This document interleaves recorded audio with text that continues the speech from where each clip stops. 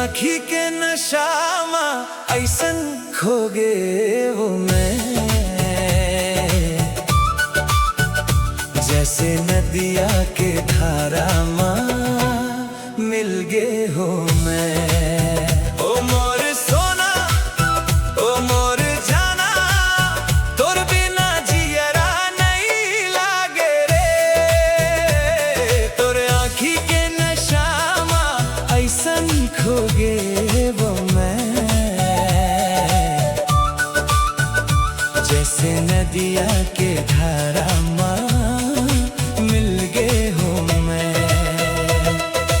जब से देखे वो तोला मन मचल गे मोर, तैहा चुरा ले गे रे जियरा के मोर चोर। धड़कन माते धड़के सांसों माते महके, तोर बिना एक पल भी काटब मैं हाँ कैसे। हंस के तै गोठिया थस बिजली चमके जैसे, तोर बिना एक पल भी काटब मैं हाँ कैसे। तोर आँखी के नशामा ऐसन खो गे वो मैं, जैसे नदिया के धारा माँ मिल गे हो मैं। ओ मोर सोना, ओ मोर जाना, तोर बिना जियरा नहीं लागे रे।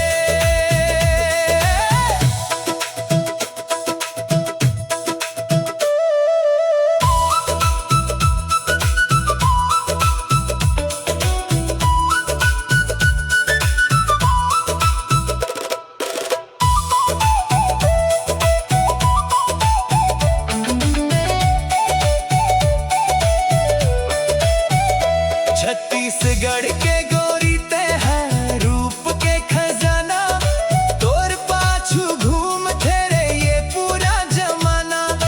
माथे के बिंदिया तोर पागल बना देते, पैर के पैरी तोर जादू चला देते। हाथ में हाथ धर के संग में रेंगना है, तोर संग माया के रंग में रंगना है।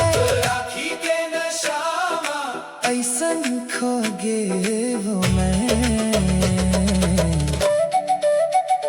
जैसे नदिया के धारा माँ मिल गे हो मैं। ओ मोर सोना, ओ मोर जाना, तोर बिना जियरा नहीं लागे रे।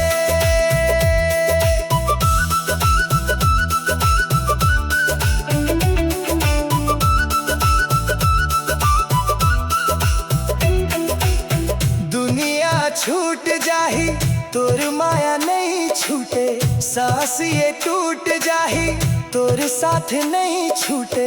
तै मोर संगी तै मोर मीत रे, तोर बर गावत हूँ मैं ये गीत रे। तोर आँखी के नशामा खो गे वो मैं, जैसे नदिया